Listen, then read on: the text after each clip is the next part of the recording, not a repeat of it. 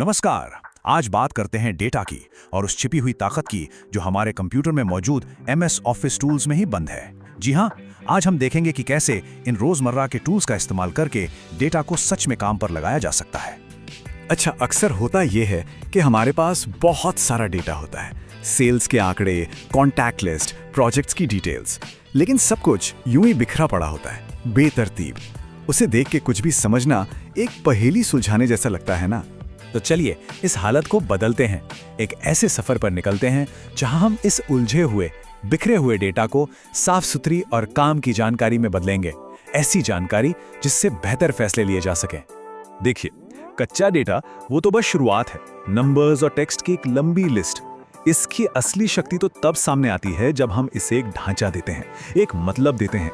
तो फिर इस बिखरे हुए डेटा को लाइन पर लाने का पहला और सबसे जरूरी कदम क्या है? हमारा सबसे भरोसेमंद टूल, एक्सेल टेबल्स।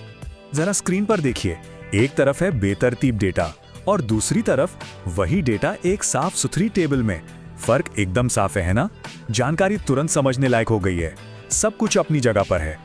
तो ये टेबल आखिर है क्या? कोई रॉकेट साइंस नहीं है, ये बस रोज मतलब लेटी हुई लाइनें और कॉलम्स मतलब सीधी खड़ी लाइनों का एक सेटअप है। और यही आसान सा स्ट्रक्चर हमारे सारे काम का आधार बनेगा। टेबल्स इतनी जरूरी क्यों हैं? क्योंकि ये सिर्फ डेटा को अच्छा नहीं दिखाती, ये उसे एक स्ट्रक्चर देती हैं, सॉर्टिंग और फिल्टरिंग को बिल्कुल आसान बना देती हैं, एक प्रोफेशनल लुक देती हैं और सबसे बड़ी बात, हमारा कीमती समय बचाती हैं। अच्छा, एक बार जब हमारा डेटा एक साफ सुथरी टेबल में आ गया तो समझ लीजिए असली जादू अब शुरू होता है।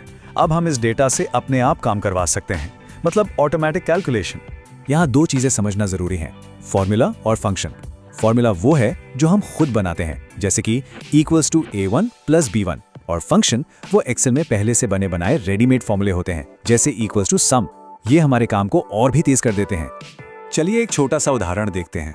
मान लीजिए हमारे पास कुछ स्टूडेंट्स के एक रिजल्ट शीट है जिसमें उनके नाम और मार्क्स हैं, और हमें इन सभी मार्क्स का टोटल निकालना है। तो क्या हमें कैलकुलेटर निकालकर एक एक करके नंबर जोड़ने पड़ेंगे? बिल्कुल नहीं, हम बस सम फंक्शन का इस्तेमाल करेंगे। = sum B2:B4 और बूम, एक्सेल सेकंडों में हमें एकदम सही जवाब दे देगा। तो अब हमारा डेटा व्यवस्थित है, कैलकुलेशंस भी हो रही हैं। अब अगला कदम है इन नंबरों के पीछे छिपी कहानी को समझना। इसी को हम डेटा एनालिसिस कहते हैं। जरा इस बड़ी सी सेल्स डेटा टेबल को देखिए। इसमें सेल्स पर्सन, एरिया, प्रोडक्ट, बिक्री की रकम, बहुत सारी जानकारी है। इसे बस देखकर कुछ भी समझना काफी मुश्किल है, सही कहा ना? तो सवाल ये है कि हम इस डेटा के समुंदर से काम की मोती जैसी जानकारी तेजी से कैसे निकाल सकते हैं? क्या कोई ऐसा तरीका है जो हमारी मदद कर सके?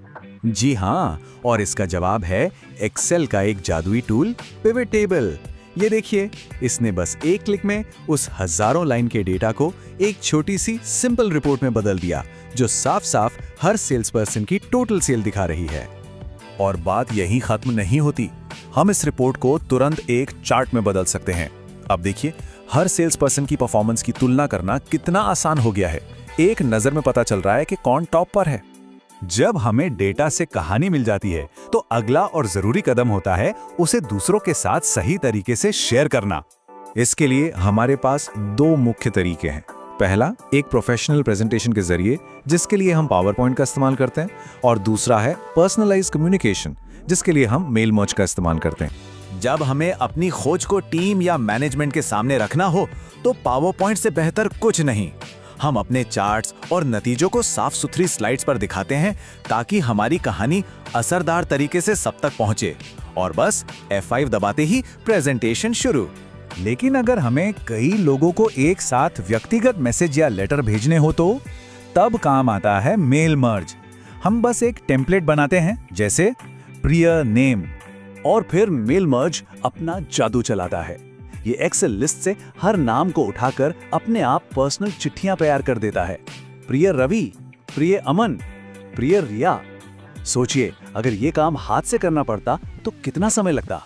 तो अब हम अपने सफर के आखिर में आ गए हैं। चलिए एक बार फिर से देखते हैं कि हम कच्चे डेटा से एक सही फैसले तक कैसे पहुंचे। तो ये है हमारा पूरा सफर एक ही फ्रेम में। हमने कच्चे बिखरे हुए डेटा से शुरुआत की, उसे टेबल में सजाया, फॉर्मूले से गणना की, पिवट टेबल और चार्ट से उसका विश्लेषण करके कहानी को समझा और अंत में एक मजबूत सोचे समझे फैसले पर पहुंचे।